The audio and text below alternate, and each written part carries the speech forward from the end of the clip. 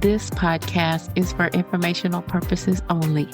Personal views and opinions expressed by our podcast guests are their own and not legal advice, neither health, tax, nor professional, nor official statements by their organizations.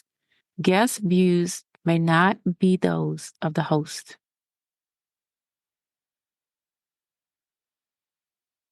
Hello, and welcome to AI or Not, a podcast where business leaders from around the globe share wisdom and insights that are needed now to address issues and guide success in your artificial intelligence and digital transformation journeys. I am Pamela Isom, and I am your podcast host. I am so excited to have Dr. Ryan Coffey, Senior Staff Scientist from the SLAC National Accelerator Laboratory, with us today. Ryan, congratulations on all of your success, and thank you for being here. I think the listeners are going to be excited and anxious to hear from you. So welcome to AI or Not. Great. Thank you. It's really wonderful to be here, Pam. It's always fun talking with you. This is going to be exciting. So let's start with you talking about your story and your journey. So we have people that probably don't know you, or if they do, may not be familiar with your journey. So tell me more about your background and your SLAC experience. Oh man, we can go all the way back to when I was an aspirational coffee shop owner and philosophy major, or we could just start with when I fell into and stumbled into physics. Which one do you want to go for? The long story or the condensed one? I think you can go with whatever you want. All right. So, all I would say is I started out in philosophy, and that, clued me into quantum mechanics may have been being misused, and that's what caused me to stumble into physics. And then physics led me into this. You had mentioned in one of our previous conversations about this atomic, molecular, and optical physics. I wanted to figure out how quantum mechanics matters to the world. And so that's what drove me into lasers and molecules. And that brought me into SLAC to use their X-ray laser to study molecules. And now that we have a machine that runs at superhuman scale, it drove me into AI for this case of we have to process this information as it's coming in before it hits disk. And so it's been an evolution of taking options as they come and somehow being lucky enough to fall up. Not many people get that opportunity, so if you do, enjoy it and make them and use it for good. And so that's what we've been trying to do when it comes to AI's use in science, is how do we make sure this thing gets used correctly and well for the sake of all of humanity's use of science and its output. So AI, artificial intelligence accelerators for streaming data, interpretation, and information. So let me read this quote that you have. You have this quote that says, "Atomic, molecular, and optical physics is a scientific home base that serves as proving ground for high-speed, sensor-edge AI accelerators for streaming data interpretation and information extraction." Okay, I'm going to need you to explain to... Disentangle it? Yes. I have a tendency to go very long in the sentence and very technical detail instead of summaries. I'm not a summarizer. So let's see. My home base, as I mentioned, is atomic molecular physics. And so I use open science and this sort of basic energy science domain to work on the computing infrastructure that is needed for our real-time processing of this scientific information that's coming in. And so that's what I mean by saying I'm using this as a proving ground or a demonstration ground. Now, our X-ray laser is going to be running at 1 million frames per second. So if you follow data processing, man, that's way too many frames per second to handle. That's a lot of frames. That's right. And so that's why I see this as something that is relevant for a broad swath of the future market as we move into this world of AI everywhere and autonomy everywhere. And when we go into that world, we need a few open science domain test cases and test benches. And so that's where I like to think about my science hobby. Please don't tell my employers that I see my science research as a hobby. but it kind of is. It's a hobby that I'm leveraging to prove out how you would do this technology for real-time sub-microsecond decision making in autonomous systems, because we are moving into a regime of autonomous science where it's not people scratching their heads for a year, doing an experiment for 6 months, and then scratching their heads for another year to figure out what happened. It's going to be in a tight, closed loop, and that's what we call autonomous science, which is, I would argue, here now. It's not something of the future. It's actually of the present. And that's the thing that I use my brand of curiosity into quantum mechanics as a showcase ground for what this kind of autonomous control system can look like. That's what I mean by I use that in service of this broader application of AI in science. Okay. So what does a typical day look like for you as a senior staff scientist? Well, senior means you do a bunch of stuff that isn't just your research, basically. So I'm sure you experience this as well. If you've been in a role or you've developed the community around you, and I've been at LCLS. LCLS is Linac Coherent Light Source. That's the name of the X-ray laser. And I've been here the whole time. So since it started, since actually before it started. And when you do that, you tend to accumulate connections across multiple domains of science and even industry.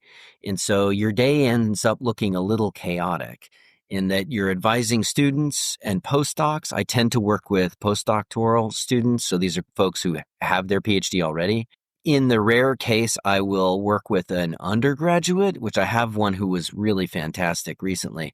And I warned him, I said, I don't know how to teach people. I only know how to work with people who already have their PhDs. Kind of facetiously, I tell him that. So I'm a particularly pushy mentor. So part of my day looks like driving people to do more than others might expect of them. But I think this is the time to do that, especially in science.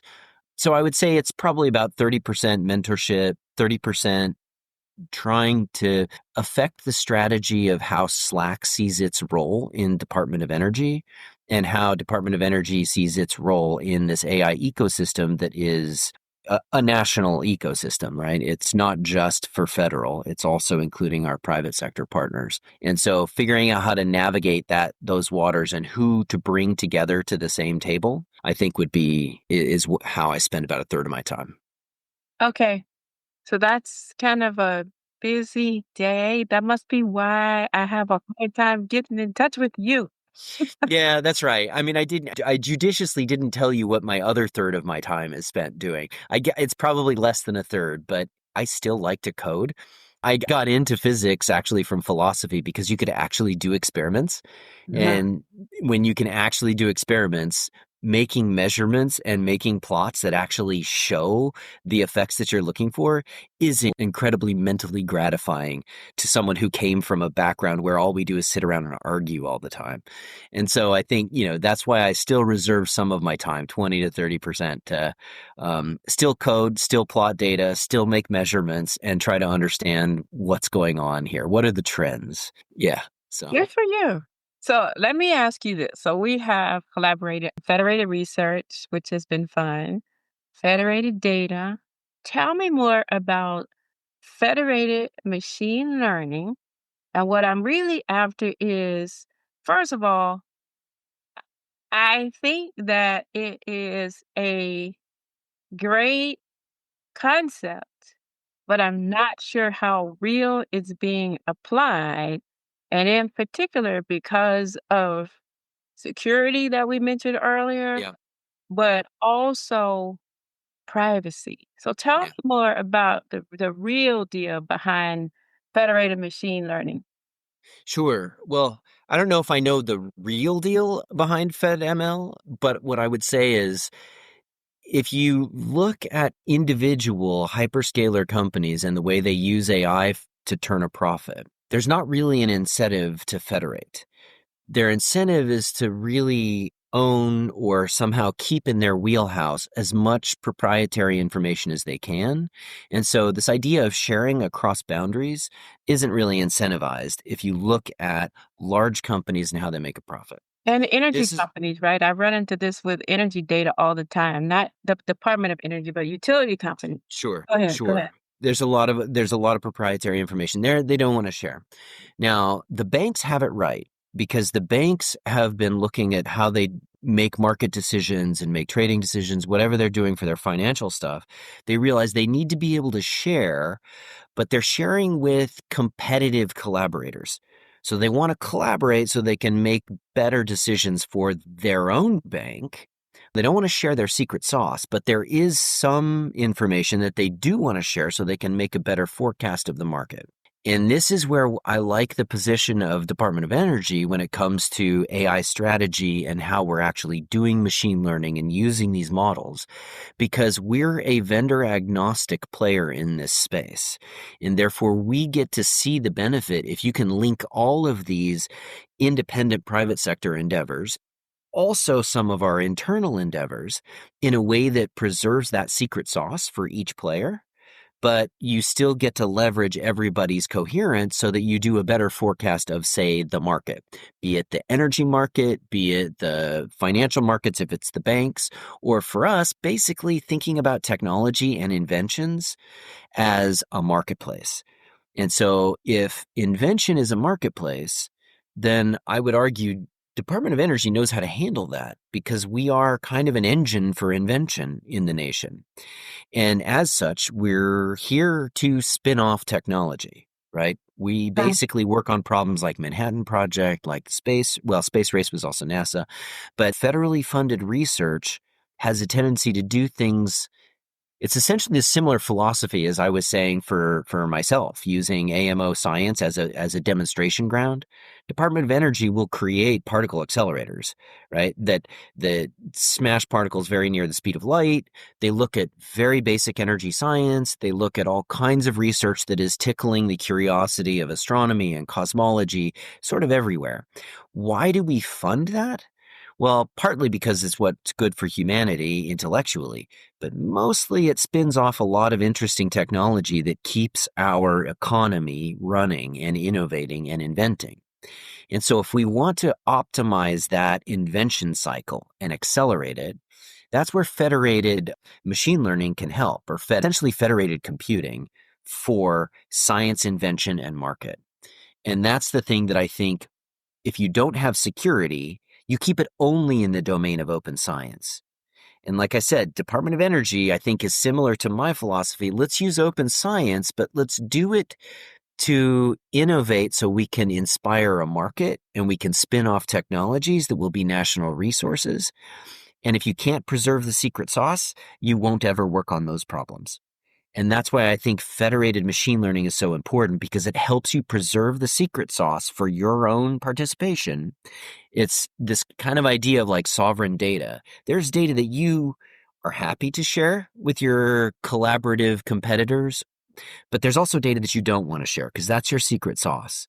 And this is where I like to say that a third of my role is thinking about how do we set up the role of SLAC in DOE and DOE in the national ecosystem is let's support this thing that helps people preserve their secret sauce. I don't want someone to avoid the DOE because they're afraid that their ideas are going to leak somehow. They shouldn't, right? In particular, because you were on the inside for a while, we worry about things that are absolutely secret. Yeah. And need to stay that way. So if you want a trusted partner who can keep your secret sauce private, I would trust the Department of Energy. But we need to tell that story a little better, I think. And so that's what I'm trying to work on, is letting that story of why federated ML gives you more than the sum of your parts. It doesn't compromise your secret sauce. Okay. And so that's what I like about FedML. And why is it not like, I think, why doesn't everybody know that word and understand it? I think it's because you have success stories like Google or OpenAI or some of the hyperscalers that benefit significantly from people not quite thinking about preserving secret sauce. Mm. Anyhow, so I care about the secret sauce. I don't want to take anyone's secret sauce. And I think most scientists actually feel that way when it comes to their own inventions. So, from a security perspective, do you think that what can we do from the security side? From the security side, I'm really excited about some of the compute acceleration that's coming up. There's this thing called fully homomorphic encryption. It allows you to do computation on data without ever decrypting that data. And to me, that allows us to use this ecosystem in a dynamic computing ecosystem that the nation is building, right? We just saw the announcements come out of Department of Energy for data centers on federal lands. We know Yeah. that there's a support for dynamic energy to support such computing. But these are going to still be places of compute that are going to be shared by a broad swath of the community, not just open compute. And if it's not open compute, we have to secure it. Up till now, I would say homomorphic encryption was computationally too expensive to execute on a large scale. I'm hopeful that this emerging technology, and we're trying to demonstrate it actually at SLAC, that this emerging technology will accelerate it by multiple orders of magnitude, and it becomes computationally acceptable. If you do that, then you preserve secret sauce, yet maintain the benefit of models that have intelligence across multiple domains. Homomorphic encryption. Okay. Yeah, it's like super mathy, but I love it because it's essentially like you convert your language into something that is uninterpretable by anything, mathematically uninterpretable. But if you ask a question, you get a response back. And as long as you use the same key that you used for your own question, you can decrypt the answer. But no one else can because they don't have your key, which is really cool. I love homomorphic encryption. I like the idea that that will help scale federated machine learning. Yeah. I like that idea. I think you need it because we worry a lot as a nation about IP leakage, Yeah. intellectual property leakage. And these federated systems, if they're not like really hardened secure, they can leak intellectual property. I once saw a presentation at supercomputing a couple years ago where someone was listening just to the exchanges of the weights for one of these models for voice, and they were able to reconstruct without ever having seen one of the members of the training set. They were able to reconstruct their voice sufficiently enough that they could fool a voice recognition system. Yeah. Yeah, that is secret sauce that someone could actually extract that I'm sure our private sector partners, especially the startup world, absolutely cannot afford. And so if we're going to support innovation, we need to support our startups and our innovative projects that are developed in the nation. And that means that we need pretty good secret sauce preservation. And that's why as you know, right, this is why I've been a big proponent of proper, secure, federated machine learning for a long time. Yep. And that's why we're working together. We're going to keep on doing it, not going to stop. That's right. Actually, I want to discuss some things. So Mhm. I am paying close attention to the AI action plan. Okay. There are two portions of it that I know is relevant. All of it is relevant to you, but there are two portions that I know are relevant to you that I want to talk about a little bit more. You may have discussed some of this, but let's just kind of go in there because I'm pretty sure the listeners are going to want to know like what Ryan think about the action plan. So let's talk about this one section that says prioritize the interconnection of reliable, dispatchable power sources as quickly as possible and embrace new energy generation sources at the Mhm. technological frontier. To me, when I see Slack all in here, right? I'm from energy, so I know that this is us, right? But what does that mean to you when you hear that? So I get really excited about the whole ecosystem of energy production in the US. I live in Silicon Valley. There are so many electric vehicles, it is really hard to look at. I still drive my gas-powered manual transmission convertible because I love it, and I love hitting the gas pedal, and I can hear that engine. So maybe I'm biased because I like my manual, I think but people would say that you're set in your ways. I am a little set in my ways. Potentially, that may be true. However, I believe that every energy production has its niche. And sometimes you want an electric vehicle, and sometimes you want a gas-powered vehicle. And so, by that same token, the energy supply for our nation is the same. Every energy supply has its niche. I don't think we can cut off any one of them for the favor of a different one. I am a proud proponent of nuclear fission. I think it is a very viable and interesting and required solution for our future. And when you say deployable energy sources, I would argue that that is this idea that we're doing innovative modular reactors that are sometimes they're called microreactors so that you can deploy them. They've already been used in the military quite a lot for deployed energy. And now I think that is another role to play in domestic energy production, where you have energy where it's needed and when it's needed, and not necessarily forever. Instead of building gigantic gigawatt scale nuclear facilities, you could build 100 megawatt scale facilities where a new data center crops up, for instance. And that helps us support AI that might be a more consistent load supplied by something like nuclear fission. And then the dynamic loads that are used by small cities could be compensated with other energy sources. And so that way we can keep our fission away from our population centers. You could imagine there's a whole ecosystem of highway transport that might make great use of electric vehicles, electric autonomous vehicles that can drive themselves up to one of these plants, charge, and then continue on with their freight delivery, right? There's a whole future that you can easily see with these kind of deployed solutions. I actually have a research project on machine learning for nuclear fusion, but you'll notice I'm really excited about fission. Part of that is that I made a plot recently where I was very excited about energy production over since like 1750 or something, since recorded energy, global energy production. And you see these jumps periodically. And we're coming up to another one. And that one is happening essentially now, sort of this decade is what this trend seems to show. We've been through 3 industrial revolutions so far. The first was animal power to steam. The next was internal combustion. The next was computing in the 1970s. And this trend shows that there's one that it looks like it's centered around 2025. So I have a feeling that we're right in the middle of the 4th industrial revolution today. And because of that, every time there's one of these jumps, it's the previous energy technology that actually supplies that jump. But it only happens when the new technology is demonstrated.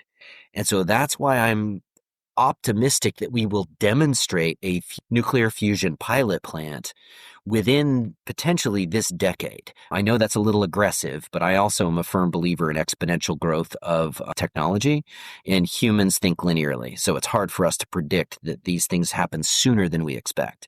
So I expect fusion very soon. But I don't think fusion's going to give us the energy we need. I actually think fission is going to.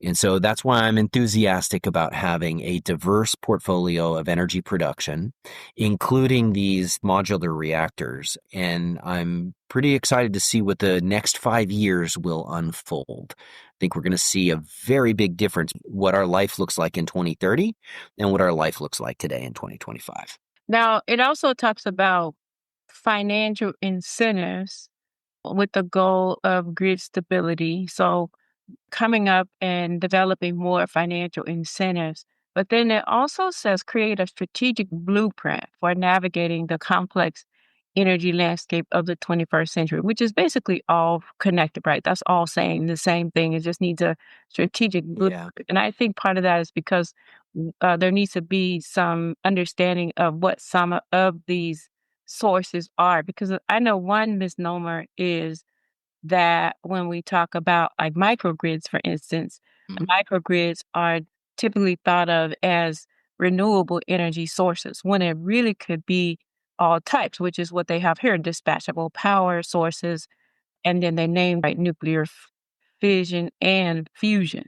Yep. But when geothermal goes to the renewable side, but Yep. it's kind of like a misnomer that when you think about microgrids, you think that they're predominantly renewable sources because they could be other dispatchable power sources like traditional energy. Is that correct?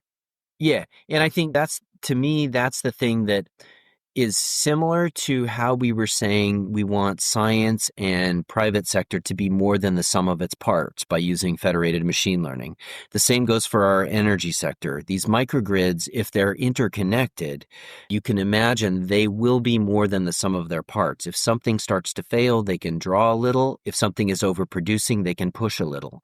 And so Okay. this idea that we have an intelligently interconnected ecosystem of microgrids, I think is not crazy. And I would imagine, and this is something where I like to look at human society as just another representation of a biological system, a population system. We're more resilient when we have more diverse microgrids. It makes us resilient as a nation. And so the thing that is extremely fragile in my mind is if you have one solution that is spread to all. I would rather have lots of solutions all working together because it is that sort of ecosystem of varied sources is how nature solves her problems. She uses lots of species to fill an ecosystem, not just one. If you have one, boy, are you going to suffer a virus or an infection, right? So that idea that you have a living, breathing energy ecosystem, I think is what this idea of critical control systems is going to help us with. It's too complex for a human to handle, but we're not in this alone anymore, right? We're starting to see the growth of trusted, essentially AI partners that will help us act our goals and our actions at superhuman speed. And I think that's something that is arising now and needed for this ecosystem of microgrids. I think, this happens throughout human history. You always have the technology that gets invented right at the time that humanity needs it. And then you have a new energy source that's invented right at the time that humanity invented that technology to help with something. And so it all happens together. You could call it magic, you could call it a deity, or what have you. I am formally an agnostic because I'm a philosopher, but I do believe there is something out there that manages to put humanity in the right place at the right time. And I think that's what's happening now. You said that to me before in other conversations, so I know you mean it. You mentioned in a previous conversation about the American semiconductor manufacturing. Can you elaborate your perspectives on that? Well, this is a little bit where I'm excited about what will happen to the semiconductor fabrication that will be different than just doing N plus one. So right now, obviously everybody knows that there's a sort of global competition on how do you make the next generation of semiconductor and where are we going to do it and who's going to do that sort of innovation. And this is where I think the convergence of what we're doing currently in AI and accelerated real-time control systems is going to help us do manufacturing very differently, significantly differently. And if this is conventional manufacturing, it's fairly obvious. We have a convergence of robotics together with autonomous learning systems, computational learning systems, that's going to completely revolutionize what the factory floor looks like. In fact, I think it's going to make a factory floor look like it's making custom items one at a time, except with the superhuman speed of an unbelievable scaling factory floor, right? Now, map that to the semiconductor. Now, maybe we start making custom chips in a way that is somehow highly scalable as making billions and billions of all of the same chip. So now you have a very dynamic semiconductor fabrication process that, could do something very differently than it was done before. And that's what I'm enthusiastic about in the US. I think that we're on the verge of making a very big step change in how we do fabrication, and that step change will jump far enough ahead of where we are today that it'll be unrecognizable. You'll look at this fabrication and you'll say, I don't even see a conventional fabrication plant in that design. And so I think by definition, we can't say what that looks like because we can't imagine it because we're still stuck in Henry Ford time. But I think we're leaving Henry Ford behind. I think we're moving into a world where we're going to reinvent industry. And I think that happens in semiconductor and it's happening now. And we see quantum computers coming up. We see photonic computation coming up. We see all kinds of interesting novel analog electronics and biomimicking compute systems. All of this stuff is going to be a little bit different, or I would argue a lot bit different than our conventional silicon solution. And so that's why I'm excited about microelectronics. And, yes, SLAC is playing a role. I'm a part of a group where we're looking at what kinds of compute happens for these real-time autonomous control systems and what would make sense to not do in silicon anymore. Let's do it with the photons that are directly being detected and keep it photonic, for instance. Right? If we're reading analog, let's build in memristors. Let's design bio-inspired memory-preserving resistors that actually act similar to neurons in your brain and do that directly where you're doing your signal acquisition. And so this is something that I think is going to make computing and the microelectronics ecosystem very interesting. Again, in 5 years. Like, nothing is 10 years out and 20 years out. We think it is. We talk like it's 10 to 20 years out. No, I think we're going to invent much faster than we thought we were. So I've always been impressed with SLAC because, first of all, because you all were so supportive of me and still remain supportive of me. So I appreciate that. But it's because of things that you just described, right? So taking things to the next level, the semiconductor manufacturing, using advancing the fabrication process. Mm-hmm. I wasn't, I wouldn't think, I just didn't think that would be something that SLAC would be pursuing, but it makes sense. It grows from a project that came out of Paul McIntyre and Angelo Degroni. Angelo is head of our detectors group. And the reason that SLAC has a role to play here is that we have historically, for decades, designed the detectors for high-energy physics experiments.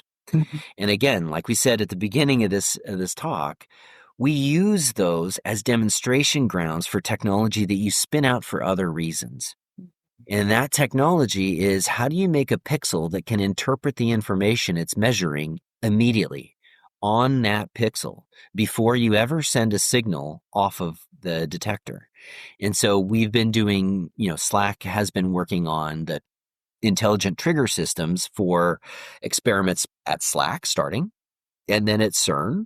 We're doing satellite work. We're doing detectors for Fermi, looking for neutrinos. We're doing all kinds of stuff where we have to analyze the signals as they come in.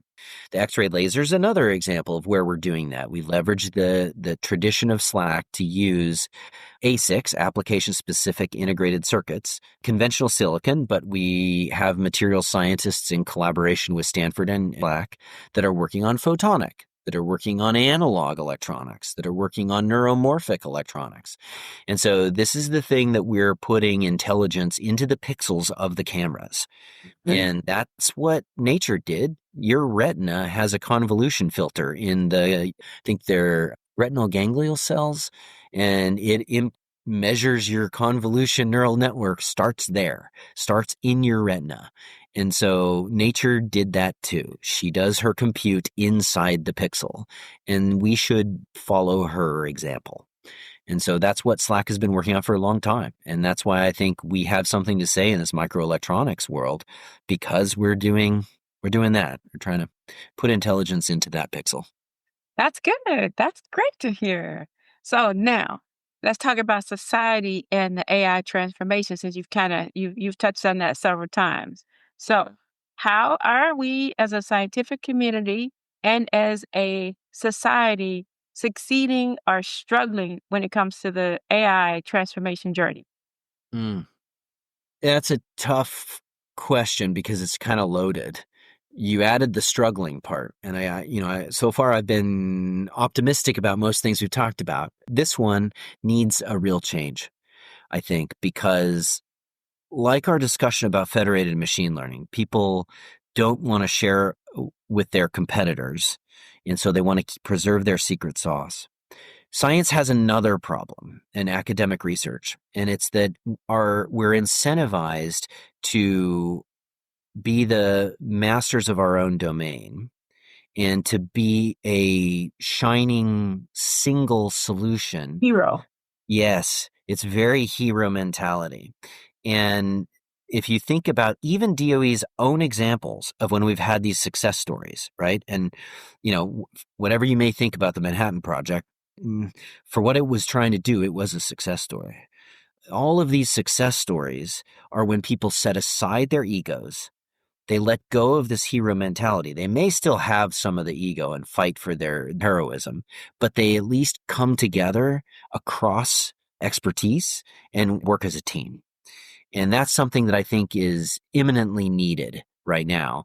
But it's hard for our academic incentive structure to support that because the funding silos fund a single domain. And to get your funding for that research, you have to be concentrated on that local domain. If you're in computing, you have to concentrate on computer science. If you're in engineering, you're concentrating on something that is not touching science as much, but it's focusing on optimization of existing, right? And so what we're talking about here is a way to break those silos. And if we can break those silos and come together interdisciplinary, then I think you can invent new things. You invent this new economy that's coming up. And that's the thing that AI can help us with. It can point to cross-silo collaborations that would be high potential for innovation. This is the thing that I think is probably interesting to our neighbors across the street at SLAC. As you know, SLAC is on Sand Hill Road, and our cross-the-street neighbors care about innovation and what might be a market potential for such.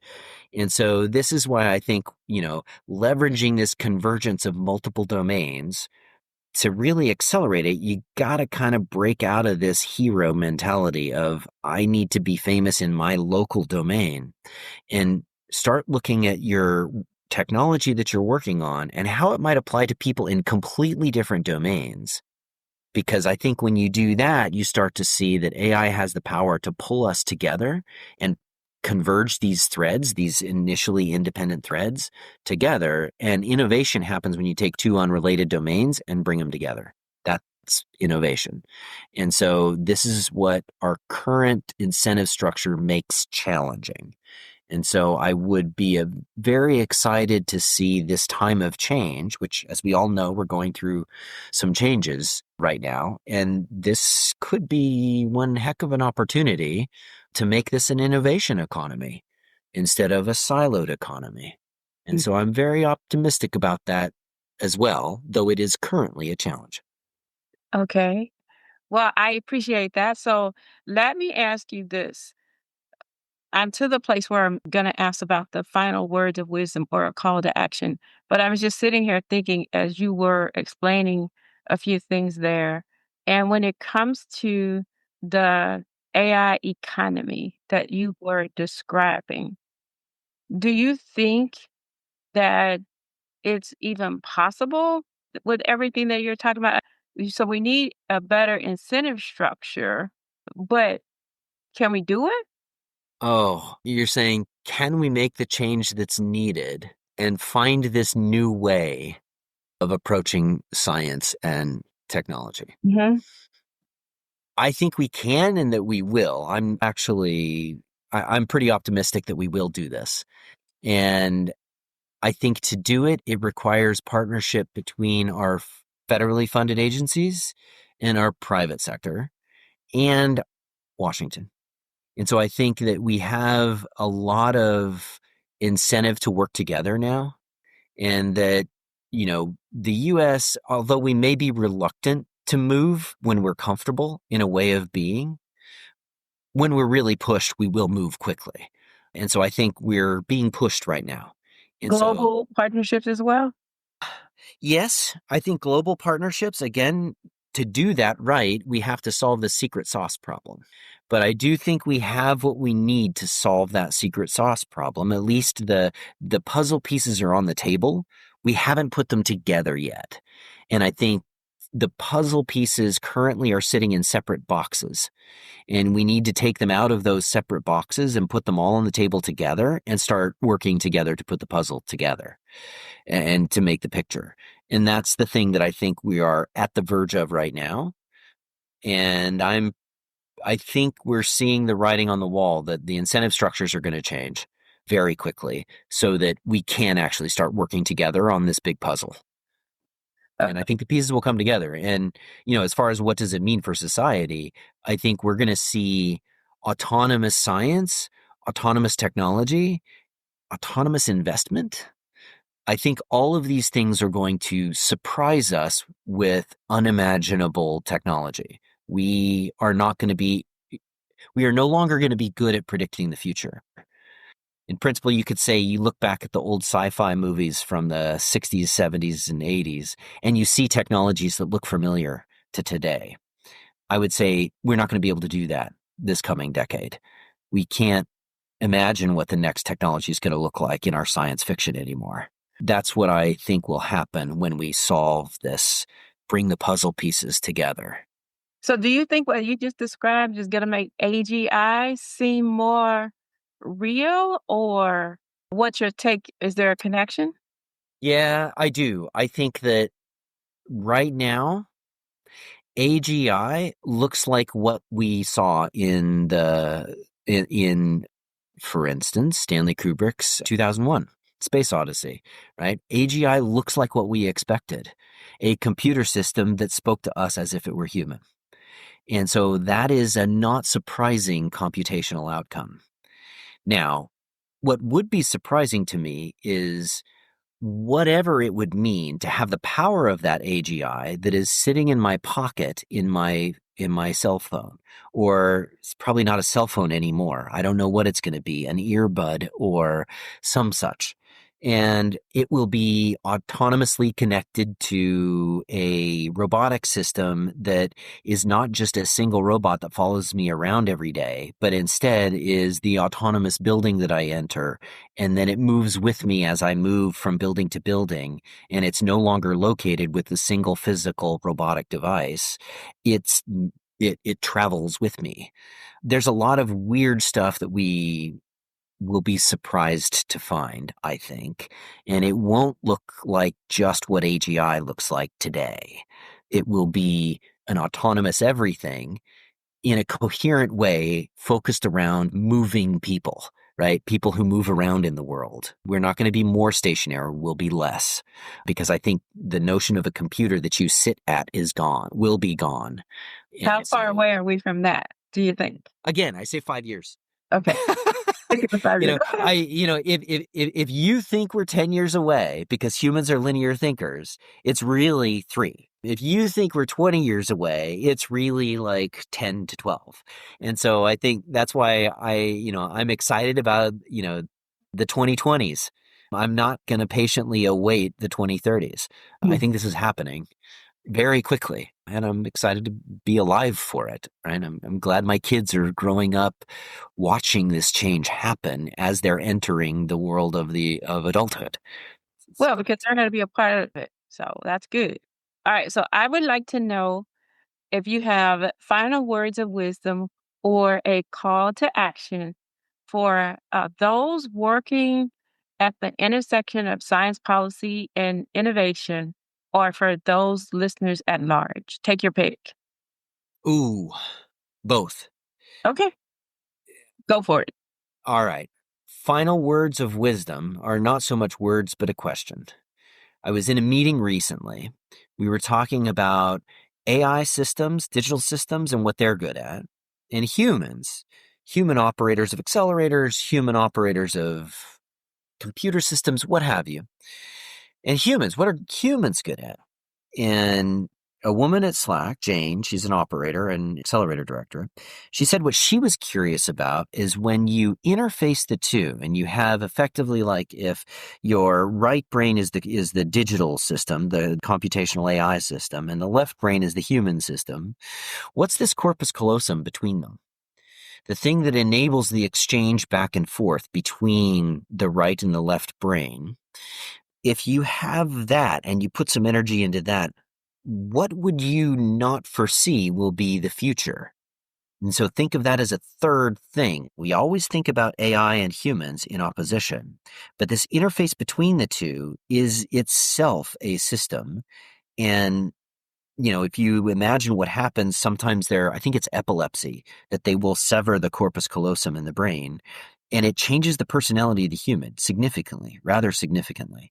And so what is it that corpus callosum between the AI and the human is going to help us create? And when that question came up, I raised my hand and asked how many psychologists there were in the room. And surprise, surprise, there were none.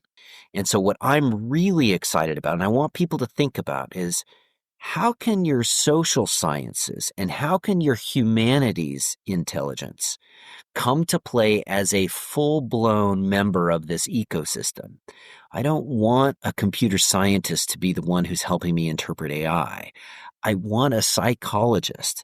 I want someone who's an artist, who's a musician, who's into literature, who studies history. Those are the people I want in these rooms. And so that's what I would say to the listeners at large and the policymakers. This is not a technology world.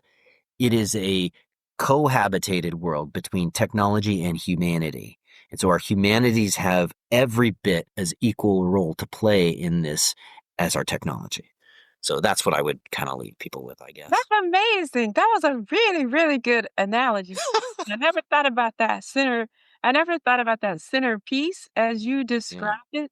But what an opportunity for those that may feel like that AI isn't for them. Yeah. Technology may not be for you, but whatever we're inventing as a society, it is. It is absolutely needs every aspect of what it means to be human to be a part of it, central part of it. Hmm. Okay. Ryan, I want to say thank you for joining me on the show today. Of It's course. a very good discussion. I'm sure it's going to be valuable to others. And I'm so glad you were able to make time for me and put the coding down for a minute. Perfect. This was more fun than Python, that's for sure. All right.